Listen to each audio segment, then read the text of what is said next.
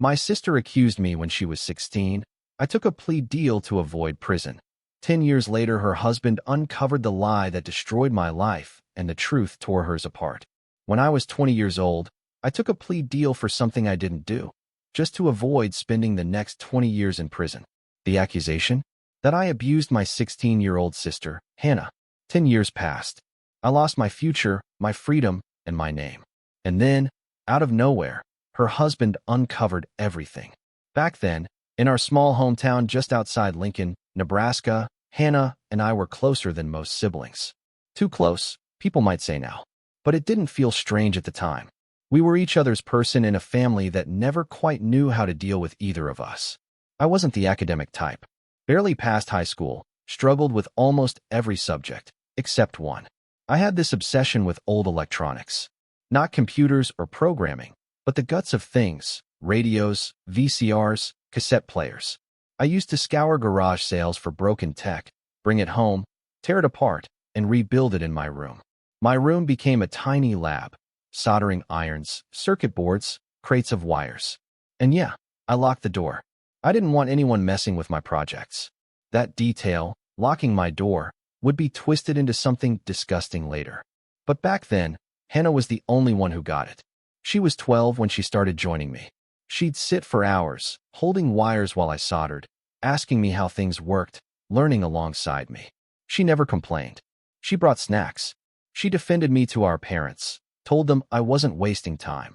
I was good at something. Hannah was the golden child. Straight A's, cheer squad, student government. The type of girl who ended up in college brochures. I was the kid barely scraping by, who spent hours alone or out at the skate park. But Hannah never judged me. She covered for me when I got in trouble, helped me with homework, cried to the principal when I almost got suspended for smoking behind the gym. That's the version of her I try to remember. I was always protective, not in a creepy way, just cautious. She was my little sister. So when guys started hovering around her in high school, I kept an eye out. Especially on this one guy, Justin. He was 18, drove some sleek car his dad probably bought him. I caught him trying to convince Hannah to skip class one day. And yeah, I shoved him against his car. I didn't hurt him, but I wanted him to know I was watching. That's when the whispers started at school. That I was too protective. That it was weird how close we were. I didn't pay attention at first. Then one day, she stopped coming into my room. Didn't talk to me. When I asked if she was okay, she said she was tired. That night, I found her crying in the kitchen. I tried to hug her like I always did, and she flinched. That had never happened before. A few days later, there was a knock at the door. You know the kind. Not a neighbor. Not a friend. The kind that makes your stomach clench before you even open it. 2 police officers. A woman in a dark blazer. CPS. My dad called me downstairs, but he wouldn't look at me. Not once. The woman introduced herself as a representative from Child Protective Services. She said Hannah had reported that I'd been abusing her, that I forced her into my room, that I threatened her to keep her quiet. She said I used the electronics as a cover, claimed the wires and zip ties were used for something else. I felt the floor tilt. My dad didn't ask me anything. He just nodded along like the puzzle finally made sense to him. All those locked doors, all that time alone, all my protectiveness. In his head, it became a pattern. I showed them my projects, my radios, my bins of cables. I told them how Hannah used to help me, that she liked learning about it. But they'd already decided what they believed. They asked questions designed to trap me. Did you tell Hannah she was special? Did you let her help you because you wanted her alone? I tried to explain, but the more I spoke, the worse it sounded. They even twisted the Justin thing, said I attacked him because I was jealous. When I looked at Hannah, she wouldn't meet my eyes. I said her name. She whispered, "I'm sorry, Noah." That was it. The police took me that day. My dad drove me to the station like I was already a convict. He didn't say a word. I wish I could say that was the worst part. But it was only the beginning. The interrogation room was colder than I expected. Not just temperature-wise. It was clinical, dead quiet, and buzzing with that kind of tension that makes your skin itch. I sat there staring at my cuffed wrists, waiting. The fluorescent lights hummed overhead like they were in on the accusation. Eventually, the door opened. Detective Rivers stepped in first. He was maybe in his late 40s, wore tired eyes like a badge. Behind him came his partner, a younger woman whose name I never caught, but whose glare I never forgot. Rivers started soft. "Noah, we just want to understand. Help us help you. I remember thinking, there's been a mistake. They'll see it once I explain. So I did. I told them about my electronics projects, how I fixed up old radios, how Hannah used to help me organize wires, hold pieces while I soldered. I told them we were close, always had been, that she was the only one who really understood me. But the more I explained, the worse it sounded. She was in your locked room regularly? The woman detective asked, writing something down. It was never like that, I replied. She liked helping. She asked to be there. Rivers opened a folder. Inside were printed photos, close-ups of my soldering iron, wire cutters, plastic zip ties I used for bundling cables. Looks a lot like restraint gear, he said casually. That's my workbench, I insisted. It's not what you think. But they weren't listening. They began laying out their version of the story, how I'd used my hobby as a cover, how I made Hannah feel special to isolate her. They said I'd groomed her from the age of 12, starting the moment she began showing interest in electronics. My stomach flipped. 12. That was 4 years ago. That was when she first started sitting with me, learning, asking questions. That's the time I remembered as our best. She was your only real friend, wasn't she? The woman asked sharply. Did you tell her she was different? Better than other girls? No, I snapped, but my voice broke halfway through. She's my sister. They didn't believe me. Or worse, they didn't care. They already had a story they liked. They said I was controlling, that I attacked Justin because I was jealous, that my protectiveness masked something darker.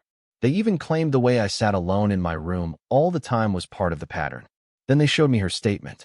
Hannah had told them I threatened her not to speak up. Said the reason I kept my door locked was to make sure no one found out. Claimed the zip ties weren't for wires at all. And worst of all, she said it had been going on for years. I felt like I was drowning in reverse. Like I was being pulled out of every memory and made to watch it reassemble into something twisted. Something filthy. After hours of this, I finally asked for a lawyer. They left me alone for another eternity. My public defender, Rebecca, couldn't have been older than 30. She walked in already looking defeated. She barely greeted me before opening her file. They've got enough to press charges, she said.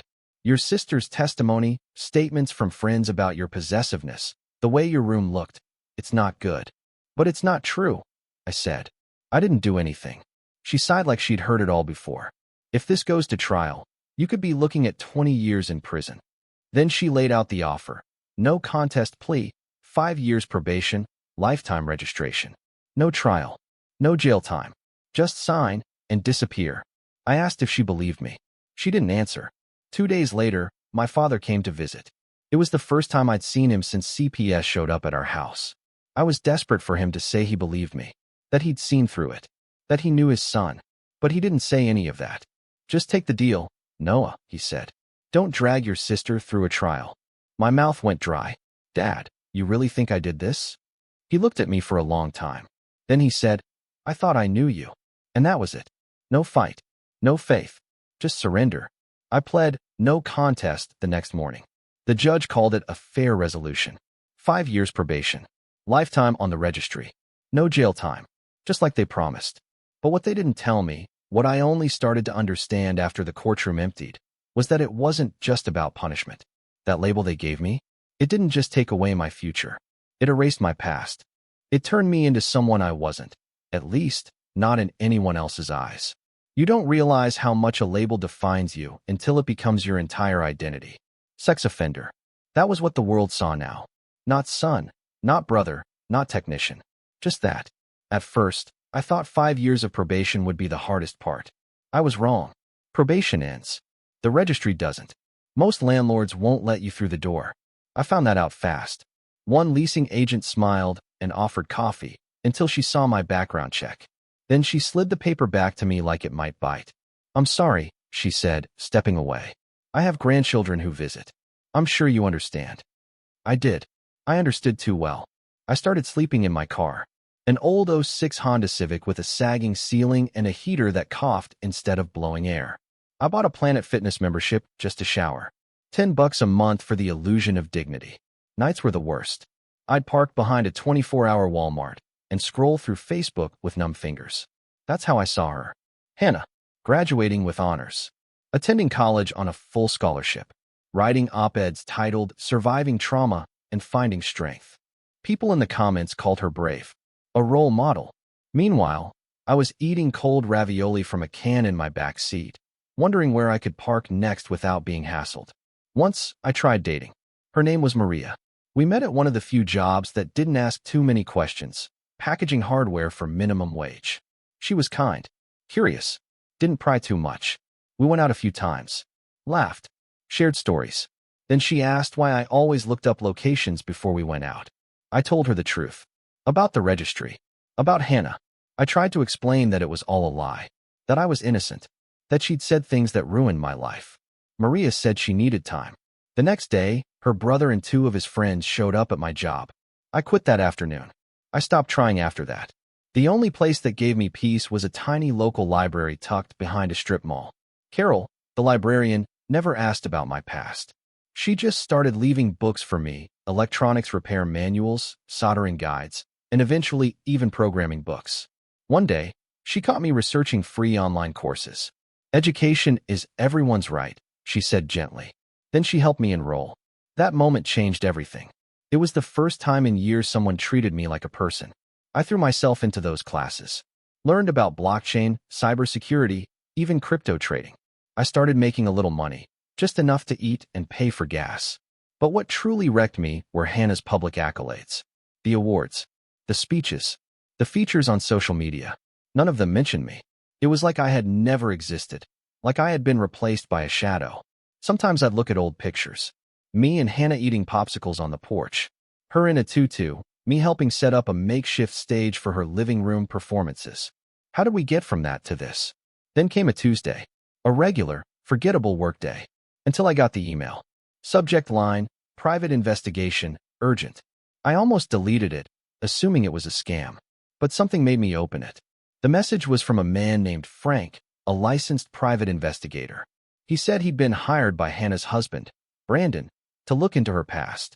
Apparently, she'd been acting paranoid and erratic, and Brandon suspected something was wrong.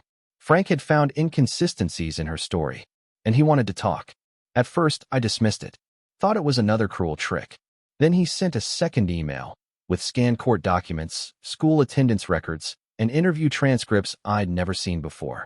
We met in a dingy diner off Route 28. Frank was older, weathered, and direct. She made a lot of mistakes, he said, sliding a thick folder across the table. I've been doing this 30 years. Never seen someone lie this badly and sloppily. Inside were dozens of pages, timelines that didn't match, witness testimonies that contradicted her version of events, emails that hinted at manipulation. But then came the bombshell. Remember Justin? The guy I shoved when I found him trying to convince Hannah to skip school? Turns out, she wasn't just talking to him. She was dating him. Secretly. And more than that, she'd been caught in his car doing things she knew our parents would have lost their minds over. She panicked. She was terrified I'd tell them.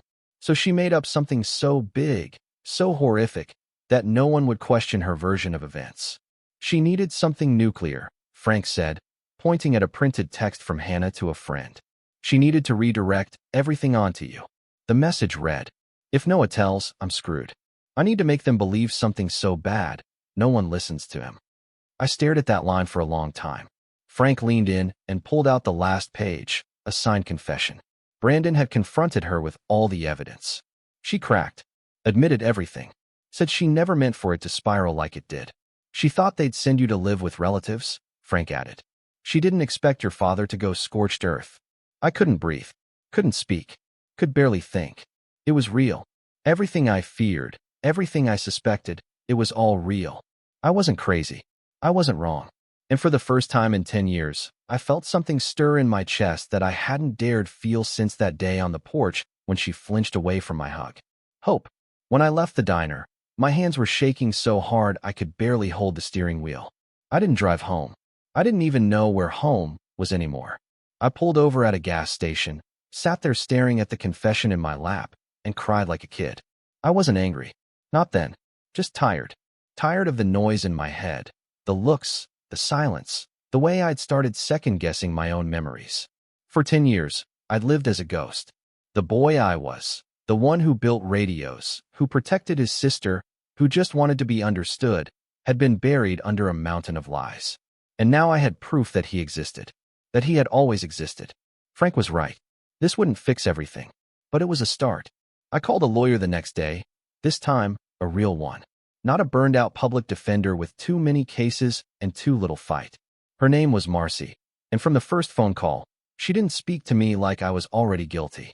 "We're going to file for post-conviction relief," she said. "It's going to take time. Maybe a lot. But what you've got here, this is gold." I emailed her everything. Hannah's signed confession, the text messages, the contradictory statements from her friends. Frank had collected it all. Every ugly scrap. Marcy moved fast. She was sharp, relentless, and didn't flinch when the court tried to drag things out. "They don't like admitting they were wrong," she told me, "but we'll make it impossible to ignore." The hearings stretched on for months. I testified again, this time not as a suspect, but as a man trying to reclaim his name. Frank testified too. So did Brandon. But Hannah didn't show up. Instead, she submitted a statement. She admitted she had misremembered events, that she had felt pressured and confused. It was watered down, vague, and cowardly, but it was still a confession. The court ruled in my favor. My record was expunged. My name removed from the registry.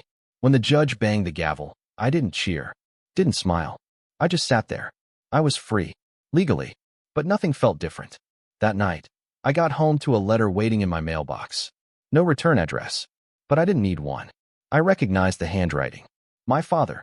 I opened it with trembling fingers, heart pounding so loud I could barely think. The letter was short, cold. A few lines about how Hannah had finally come clean, about how they wanted to talk. Taped inside was a check for $50,000. As if money could erase 10 years of isolation, 10 years of fear, humiliation, and pain. I stared at it for a while. Then I laughed. That bitter kind of laugh that tastes like old wounds and rusted regret. Still thinking everything could be fixed with a blank check. Still not saying the words I needed to hear. But part of me, some withered fragment that still remembered bedtime stories and Christmas mornings, wanted to see them. So I called them. It was my mother who answered. She sounded like she'd been crying for days. Her voice was small, brittle. "Eric, please, we need to talk." Everything in me screamed to hang up, but I didn't. She started telling me how Hannah had changed, how she cried all the time now, how she admitted it was all a lie, but that she was just scared and didn't know how to stop. "She's not the same person anymore," Mom said. "She knows she ruined your life. She can't live with herself." Then she said it. "Can't you forgive her?" I felt something burn in my throat. Forgive her? Like she'd ding my car. Like she'd lost my favorite book. Not like she'd condemn me to 10 years of hell. I didn't scream. Didn't even raise my voice. "Fine," I said. "Let's meet." We picked a restaurant halfway between our towns. Public. Neutral. When I walked in, my mom was already crying. My dad looked like a husk of the man I once knew. Hair thinner, eyes hollow. She reached out to hug me. I took a step back. "We'll talk. Just talk." They sat. Apologized. Said all the words they should have said a decade ago. That they were wrong. That they should have trusted me. That they wanted to rebuild. Then my dad slid the check across the table like a peace offering. I picked it up, stared at the number. Then I tore it in half. "Put that away," I said. "I didn't come here for your money." They went quiet. My mom tried again. "We thought we were doing the right thing. We were just trying to protect your sister." I pulled out Frank's file, and I started reading. The texts. The confession. Every single piece of the lie they chose to believe. My mom covered her mouth. My dad looked like he'd been stabbed. She was scared, my mom whispered. She was just a child. I leaned in, eyes burning. So was I. I don't know what I expected them to say after I laid everything out. Hannah's confession, her texts, her whole orchestrated betrayal. I think I wanted silence. Something quiet and raw to match the hollowness inside me. Instead, my mother just whispered. She was scared. I stared at her, every word suddenly like ash in my mouth. I was barely an adult. Where was my protection? She said nothing. My dad, who hadn't spoken more than 2 sentences, finally cleared his throat. "We know we messed up. We want to make it right." I gave a humorless laugh. "Make it right? Can you give me back my 20s? Can you undo the jobs I lost, the nights I spent in my car, the look on every stranger's face when they saw my name on the registry?" He looked down, and for the first time, I realized they didn't come here to make amends. They came to make peace with themselves. I kept talking, not because I thought it would change anything, but because they needed to hear the truth out loud. About the cold meals. About showering at Planet Fitness. About the time I came so close to ending it all that I actually wrote goodbye letters. Mom threw up in the bathroom. Dad just sat there, face drained, like a man watching his house burn down with no strength left to scream. I waited until Mom returned and sat back down. She reached for my hand. I pulled away. "You did this," I said quietly. "You let it happen." I expected him to fight back, to shout, but he didn't. He just stared down at the ripped check on the table like it was a gravestone. Finally, Mom tried one last time. "Eric, she's suffering too." Of course she was. She lost everything. Her marriage, her career, her friends. She deserved to. I said, my voice cold as steel. Mom flinched like I'd slapped her. "She made a choice," I said, fixing them both with the look I wished I'd given them 10 years ago. "She lied, and I paid the price. But you? You made a choice too. You didn't just believe her. You wanted to." Dad's jaw clenched, and for a second I thought he might deny it. He didn't. Mom's voice was barely a whisper. "She's not the same person anymore." I gave a dry, bitter laugh. "Neither am I." And wasn't that the tragedy? The boy they remembered, the one who built radios and skateboard, and would have taken a bullet for his sister, he died the day they handed me over to the cops without a second thought. I picked up the remnants of the $50,000 check, held it to the light for a moment, then dropped it onto the floor. "I don't want your money," I said. "I don't need anything from you."